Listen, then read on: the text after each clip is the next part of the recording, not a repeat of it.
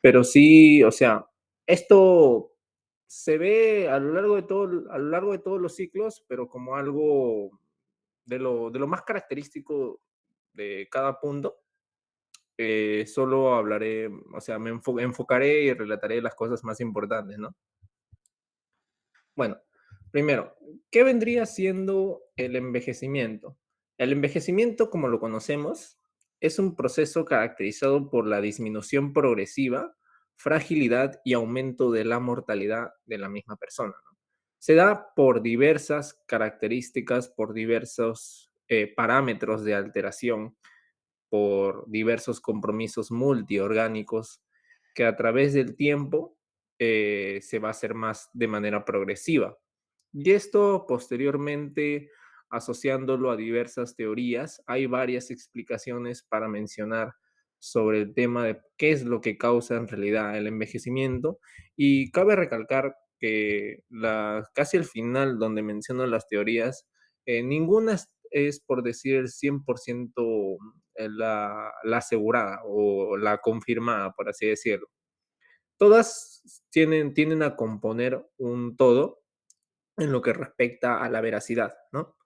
Y bueno, vamos a ver acá las mismas características generales que les estoy mostrando. Acá hay un gráfico del Robbins donde muestran la disminución de las características o capacidades fisiológicas humanas en función de la edad. Vamos a ver compromiso de órganos vitales, principalmente eh, pulmonar, cardíaco, cerebral, renal y la capacidad vital que a lo largo del tiempo se va a ver comprometida, ¿no?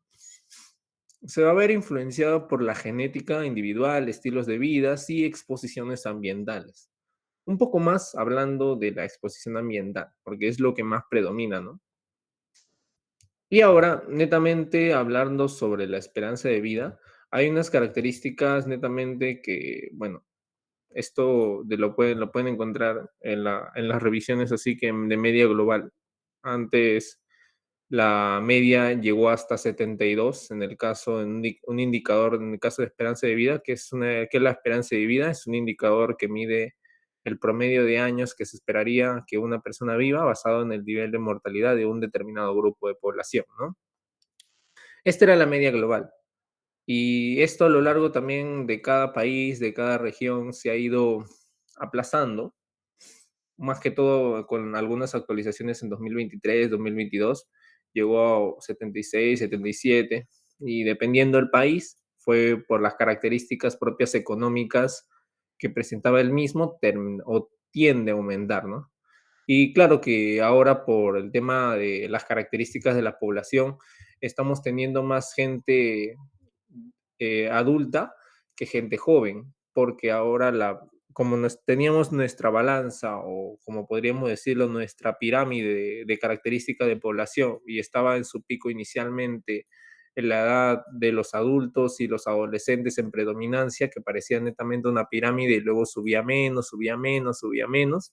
Ahora esa población, esa característica está subiendo a la parte adulta y estamos permaneciendo por las nuevas características o innovaciones que se han encontrado o mejores hábitos de salud, mejores capacidades tanto porque esto es un todo, prácticamente hablando, el gobierno, las asociaciones de la atención primaria de salud, los propios hábitos que uno tiene en casa, el aspecto social, entre muchas otras cosas, actualmente ha tendido a que esta población que teníamos inicialmente se pasó a la edad del adulto y el adulto mayor.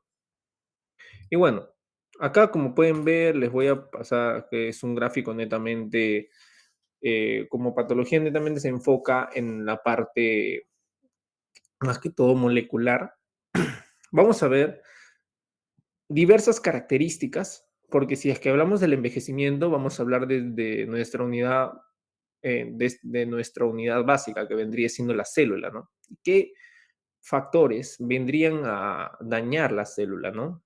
Por ejemplo, daño al ARN, la propia predisposición a la disminución de la replicación celular, porque nosotros, aparte de nuestras células que están tanto, qué sé yo, células de adipocitos, células musculares, dentro de estas gamas, entre las mismas aglomeraciones celulares, tenemos células madre. Y estas células madre van a encargarse de dividirse constantemente y replicar la capacidad, por ejemplo, de nuestra piel, que tenemos un recambio constantemente de este tejido. También en el caso de la retina, entre muchos otros componentes. Algunos con mayor capacidad de regeneración que otros, por ejemplo, la piel de grado mediano, por decir, puede ser el hígado en características de pérdida y de menos capacidad que vendría siendo en el caso de las neuronas. Antes se creía que no se podía o no existía esta capacidad de regeneración por la parte de las neuronas, pero ahora se han encontrado estudios principalmente hablando sobre investigaciones modernas que hablan de nuevas estimulaciones de crecimiento neuronal a partir del hipotálamo, solo que está en menos cantidad, y estas cantidades posteriormente que, bueno, les estoy mencionando, no superan las cantidades que normalmente perdemos si es que tenemos unos hábitos nocivos, por así decirlo. Si bien sabemos que ni bien nosotros nacemos con un aproximado de 100.000 millones de neuronas, y aproximadamente esas cantidades nosotros a lo largo, inicialmente de nacimiento, desde ahí ya vamos partiendo algunas neuronas, ya sea inicialmente 10 menos 10 por día, 50, cuando llegas al adulto pides 500 y así sucesivamente. Bueno, básicamente esa característica permanece, pero también por ciertos factores externos, por ciertas estimulaciones, porque no, este proceso necesita de nuestra ayuda para que pueda incrementarse, y sobre todo ya si quieren le paso el dato de la proteína BDNF que se encarga de este proceso tan magnífico, que prácticamente se encarga de la replicación o regeneración neuronal, que son muy actualmente estudiados para tratamientos, incluso para el tema de la demencia e incluso también para el tema de la prolongación de la vida y evitar el tema del Alzheimer, entre muchas otras más, para hablar de la explicación que puede mejorar, ¿no? Así también con ensayos clínicos, entre muchas otras cosas, ¿no? Y luego vamos a hablar sobre prácticamente la sensibilidad de los nutrientes, algunas alteraciones, ya sea por la cantidad, porque cuando hablamos acá netamente hablamos de factores ambientales. Entre los factores ambientales, entre muchos, salen alteraciones prácticamente de lo que nosotros ingerimos. ¿Y qué es lo que va a afectar principalmente a este nivel? Nuestras bacterias comensales, porque nosotros en sí somos un aglomerado de células, pero predominantemente lo que somos bacterias comensales. Y estas bacterias comensales tienen diversas características, entre muchas cosas, protegernos con la predisposición cancerígena, protegernos con funciones inmunológicas, protegernos con la producción de vitamina K, entre muchos otros complementos que prácticamente nos ayudan a regular nuestras funciones, incluso neurológicamente hablando. Así que mediante estas características de daño de factores externos, terminan de reducir el efecto posteriormente hablando de que perdemos más células, reducimos la capacidad de estas células para que puedan replicarse, porque nosotros tenemos dos características, ¿no? El tema de la necrosis y el tema de la apoptosis. La apoptosis es como que la señal que le dice a la neurona a la neurona o a la célula cualquiera, que le dice que esta ya no puede replicarse. Si ya no puede replicarse, pues se destruye porque tiene algún daño interno que no le permite realizar sus capacidades de manera normal. Y si esta sigue aquí, puede que termine generando un daño a futuro, y es por eso que esta célula termina destruyéndose de manera automática, y eso es apoptosis. Pero cuando es de manera espontánea, esto es por daños de manera externa, se le denomina la necrosis.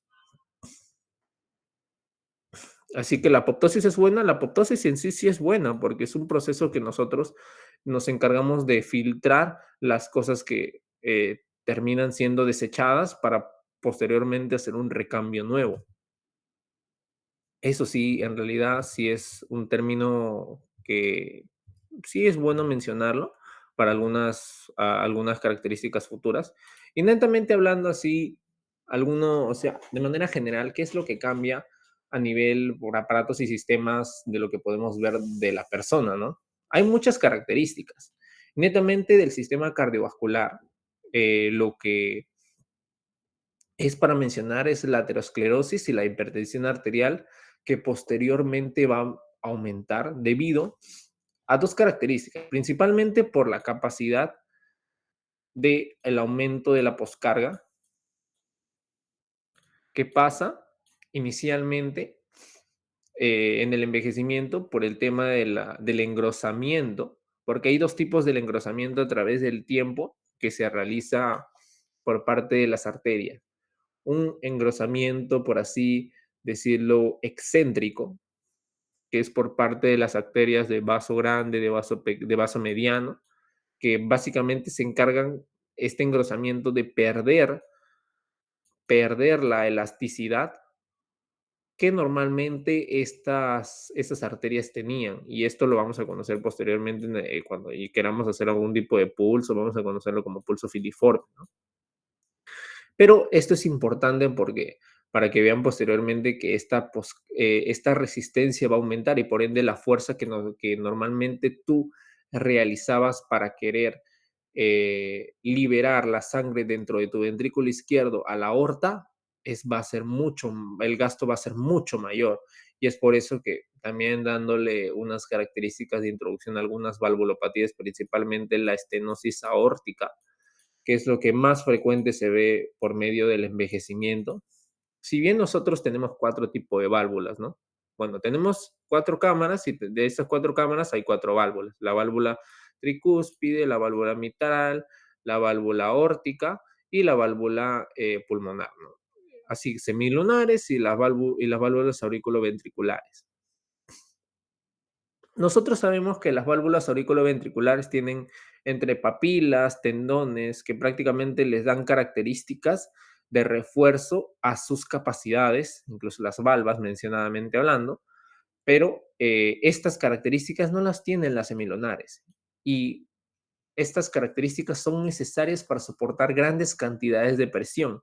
Y lamentablemente, la cámara que tiende a tener más presión es la del ventrículo izquierdo, ya saben, 120 milímetros de mercurio. Pero esto es muy grande a diferencia de las otras cámaras, que son 20 milímetros, entre 15 milímetros, 5 milímetros. Esta presión es mucho más grande que tiene que vencer a la aorta para que esto pueda funcionar. Y es por eso que les hablo del aumento de la poscarga, es que esta presión va a aumentar. Y como va a aumentar, va a haber un desgaste propio de la válvula aórtica. La válvula aórtica es la que se encarga de abrirse y cerrarse para liberar el líquido del ventrículo izquierdo a la aorta. Y esta válvula lamentablemente no tiene papilas, no tiene ningún refuerzo, por así decirlo, es tal cual la válvula solita se está encargando solito de soportar esta presión de 120 milímetros de mercurio constantemente y día tras día. Y esto es lo que pasa netamente con el sistema del aparato cardiovascular, es que esta válvula es la primera de todas las demás que por envejecimiento es la que termina por calcificarse y posteriormente estenosarse. A ver un ratito, chicos.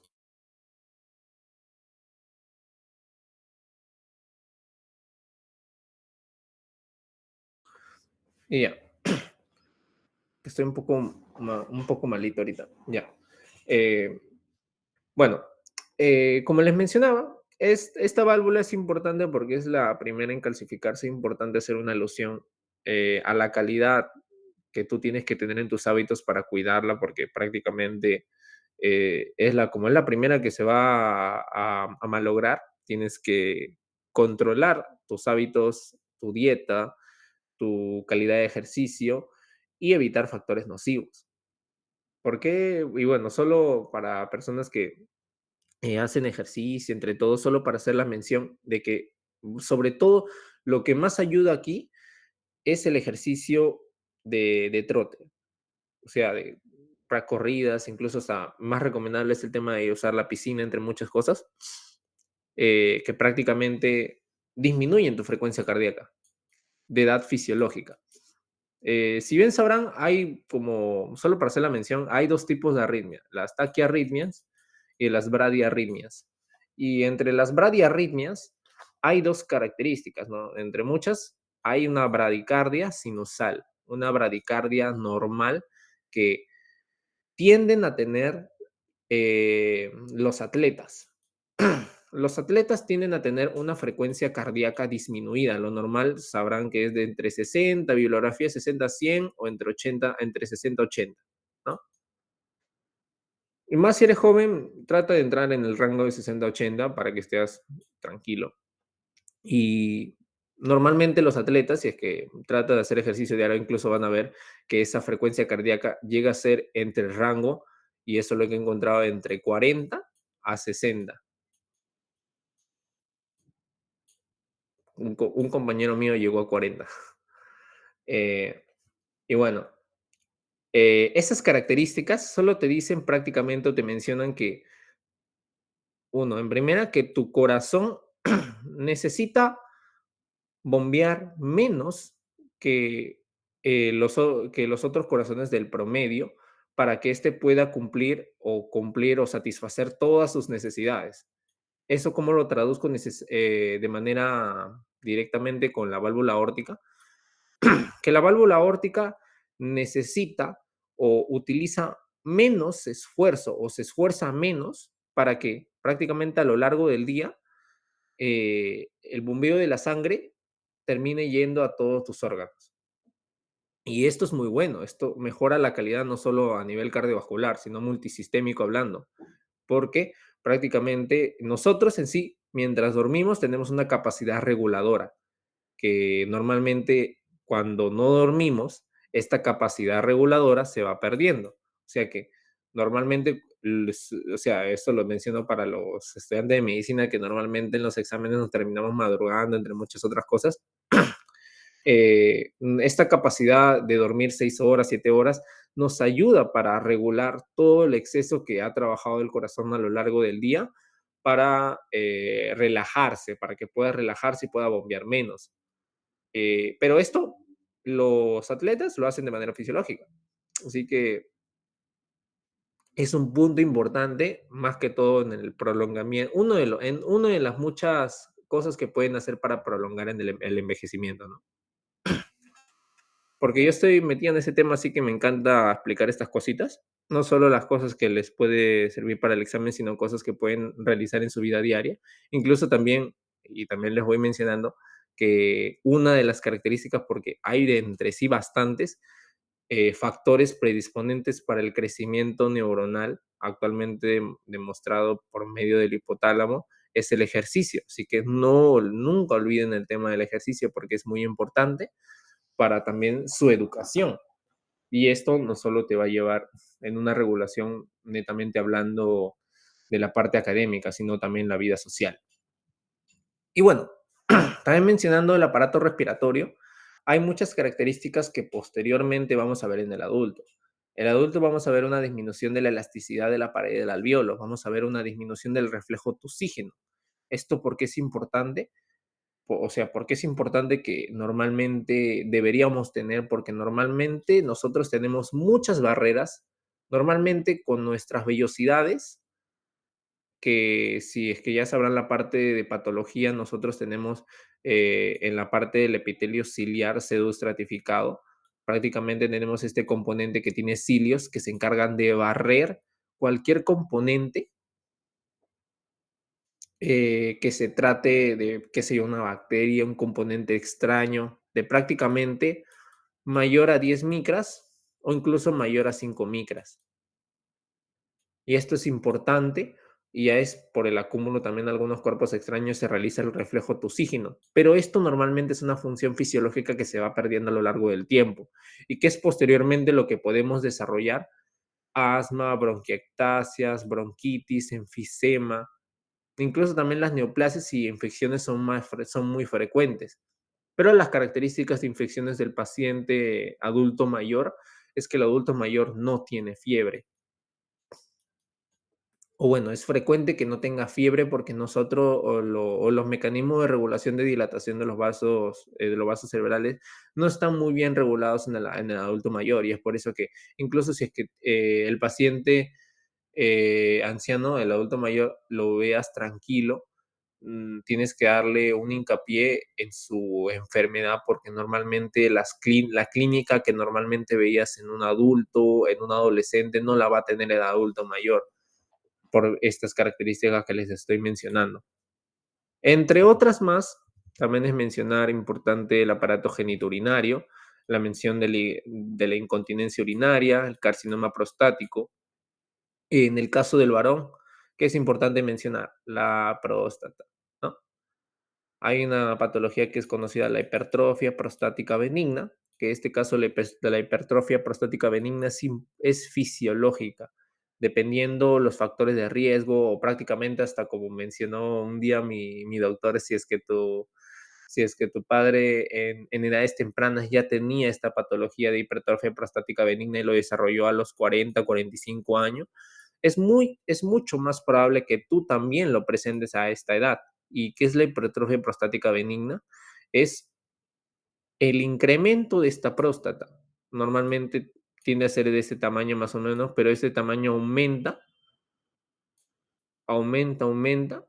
de manera concéntrica. O sea, a este nivel se engrosa. ¿Y qué es lo que tapa? Termina tapando la uretra. ¿Y qué es lo que vamos a ver posteriormente? Vamos a ver disminución urinaria y dependiendo también la incontinencia, tal cual eh, mención, pero también puede haber una disminución de la orina, ¿no? Y estas características son propias fisiológicas. O sea, tiene normalmente hasta ya hay un tratamiento de la hipertrofia prostática benigna para que no se me asusten, de que si es que lo tiendes a detectar a tempranas edades, normalmente puedes llevarlo bien ligero a ese nivel, ¿no? Entre otras características, por ejemplo, el aparato digestivo, atrofia de las papilas linguales, atrofia de los sabores básicamente dulces, por eso que los ancianos normalmente tienden a ponerle más sal, más azúcar, porque no sienten de que ya tiene y piensan que le faltan y le agregan. Y es por eso cuando bueno, uno está en casita, regular las cantidades de sodio que está consumiendo el adulto mayor, ¿no? Disminución de la secreción de la glándula exocrina, tal cual es las mismas capacidades fisiológicas que nosotros teníamos inicialmente, el ácido clorhídrico, entre muchas enzimas digestivas, que terminamos perdiendo. Y es por eso que también el tipo de alimento va a tener que cambiar, incluso las pérdidas dentales, ¿no? Piel y faneras, disminución de la elasticidad, arrugas, entre muchas otras características, aumento de la producción de la melanina en la piel, aparición de canas, alopecia y más, incluso si es que tienes factores de riesgo, si es que tu padre ya era canoso o incluso ha perdido pelo a edad temprana, es muy probable que también tú lo hagas. Es más que todo asociado a la parte genética, ¿no? Uñas duras, amarilllentas, entre muchas características netamente. Normalmente eso se le dice onicodistrofia. No le pongo, bueno, ya esas son unas características de semiología, ¿no? Ya. Soma, características del soma. ¿Qué es el soma? Características osteoarticulares, por ejemplo, pérdida de la masa ósea, osteoporosis. Normalmente, en las características de la osteoporosis vamos a ver que hay dos tipos. Hay un tipo uno y tipo 2, o sea, de las causas primarias. El tipo que nos viene a importar el día de hoy vendría siendo el tipo 2, ¿no? Porque prácticamente se asocia al tema del envejecimiento. Y el tipo uno es mención de menopausia, ¿no? Aunque también se asocia, claro, la menopausia es básicamente ese punto. Ahora, también el tema de la rigidez articular alterada, pérdida de masa musculares, que es importante también, incluso también como con el tema de la osteoporosis y el riesgo, eh, considerar cualquier paciente adulto mayor en riesgo de osteoporosis y dar un tratamiento constante para evitar que ya llega osteoporosis, lo mejor en los casos, porque hay un rango, si es que es menor, y esto lo van a ver en densitometría ósea, menor a 2.5, termina siendo osteoporosis, pero si es que está en el rango de -1 a -2.1 a -2.5, está en rango de osteopenia. Y aquí normalmente, si es que no tiene tantos factores de riesgo, se le da calcio más vitamina D. Y claro, si es que también ver la calidad de la persona, de cuánto tiempo se expone al sol. Y también nosotros, como nosotros conocemos de que los rayos ultravioletas tienden a tener grandes cantidades de factores de predisposición de cáncer, pero no me refiero de que tienes que evitarlo completamente porque tú produces vitamina D a partir de esto en el 80% de toda tu cantidad. No viene la mayor cantidad de la ingesta, viene la mayor cantidad de lo que tú te expones al sol. Y más o menos, o ¿qué recomiendan prácticamente la OMS o lo que tienes que realizar? Entre, entre 5 a 7 minutos de hacerlo en la mañana, evitar a las 12 de la noche, evitar a las 12 donde prácticamente el sol está en su punto, en la tarde puedes hacer otros 5 a 7 minutos do para exposición solar, ve a caminar, ve a correr, y prácticamente ya es una dosis, por decirlo, que te ajusta o lo que necesitas. Dependiendo de otras características más, puedes aumentarle, ya, pero eso ya es ver, ¿no? Y pérdida de la fuerza, ¿no? También importante, mantener las cantidades o las capacidades físicas, porque recordar que posteriormente, a través del tiempo, ya cuando llegamos a los 40 perdemos masa muscular de manera fisiológica. Y el sistema nervioso ni hablar. Las pérdidas neuronales aumentan a partir de los 30 años, la disminución de la agilidad mental y el razonamiento abstracto y la pérdida de la memoria a corto plazo. Por eso es importante lo que les menciono y tener unos buenos hábitos desde ya.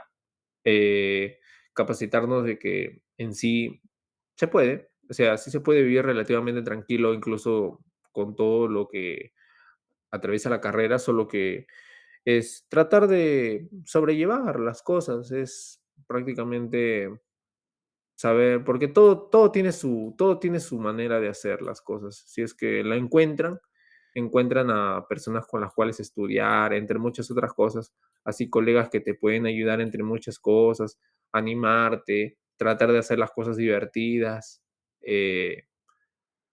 Todo termina siendo más divertido que extenuante, ¿no? Y la carga va a ser mucho más ligera si es que lo compartes con otras personas. Así tal cual como lo hago yo, pues. Solo es para hacerles las menciones de que sí, me hubiera gustado, sí, cuando yo estuve en su momento, en su ciclo, me hubiera gustado escuchar ese tipo de ponencias para así no solo ver el tema para el examen, ¿no? Sino tener este tipo de reflexiones como hubieran servido para hacer esto más temprano. Pero también, me gusta hablar sobre todo de estas cosas, sobre todo en el aparato neuronal que más que todo es lo cual yo me quiero especializar. Y del tema del envejecimiento también no dejarlo de lado porque también es algo que realmente me apasiona y me gustaría seguir escuchando este tipo de cosas a lo largo de de mi vida, ¿no?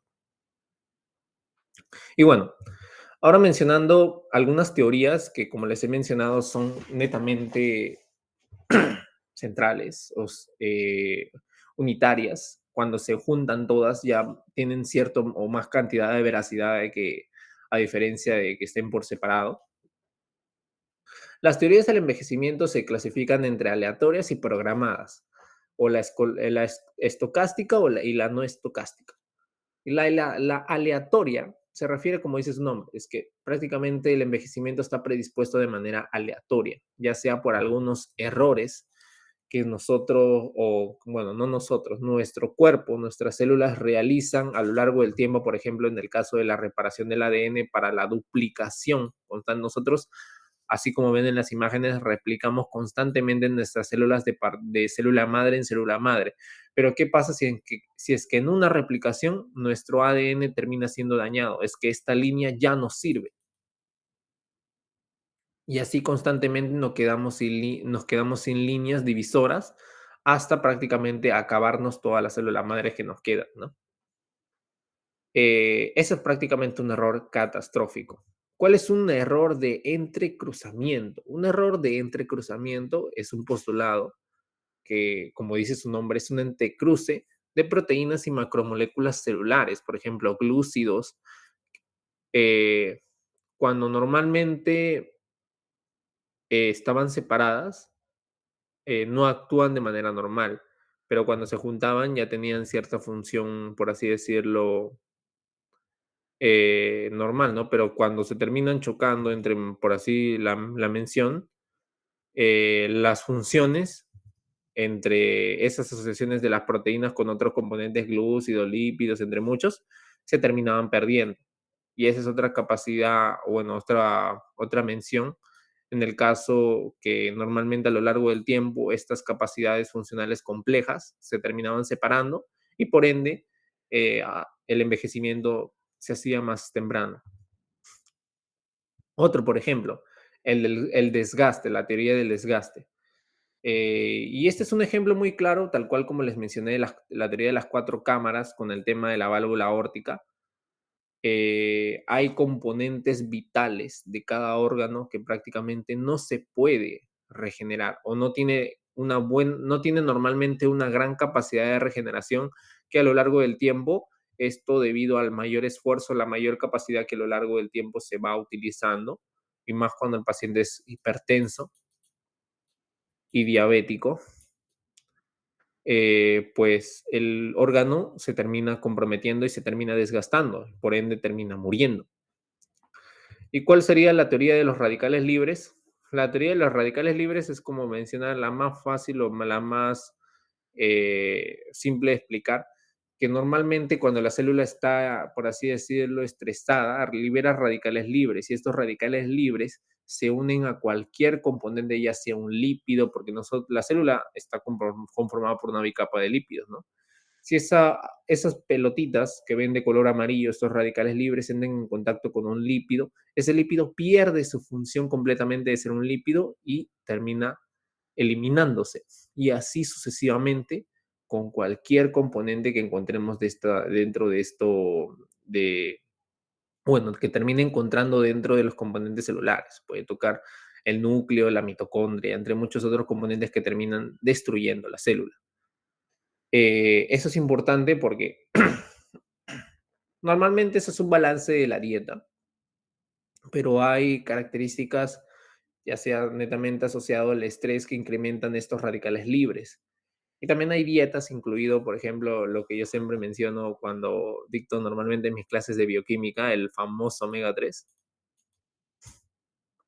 que se encarga prácticamente de regular estas funciones, netamente hablando cardiovasculares, para evitar el efecto, porque normalmente el efecto inflamatorio que se produce por parte de nuestro cuerpo, ya sea por prostaglandinas, tromboxanos, entre muchas otras cosas, es dada por los eicosanoides.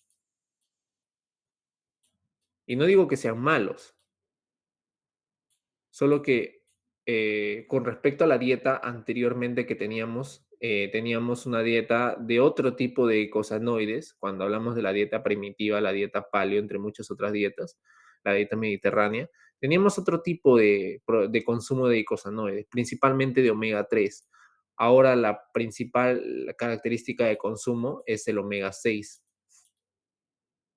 Y este omega 6 es el que predomina en las capacidades inflamatorias y por tanto dañinas y por tanto productoras de radicales libres.